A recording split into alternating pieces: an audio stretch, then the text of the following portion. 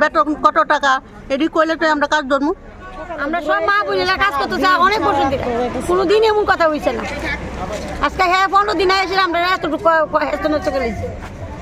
আমরা এমন চাই না, আমরা দাবি চাই মুখ্যমন্ত্রী আছে এদূরে যাতে না রায় এই কোম্পানি যাতে মানে আমরা যে কি কাজ করবো আমরা তো এটাই জানি না। আর কতলা যে জিনিস দেন দেয় 2 নাম্বারের জিনিস, এইসব জিনিস লইয়া যায় আর ওয়ার্ডও ইনচার্জে আমরা লোক কিস্তি করে এই জিনিসটি লইয়া। তা আমরা এনো কেমনে কাজটি করুম, তাই না তো আমরা ফাড়াই দেয় ওয়ার্ডও, কিন্তু ওয়ার্ডও গিয়া তাই না আমরা না যে না আপনারা এই কাজ করবেন এই কাজ করবেন। ওয়ার্ডও গেলে সিট মুছতাম, চেহার মুছতাম, মিডা করতাম মিডি তো আমরা অতদিন ধরে কইরাইছি।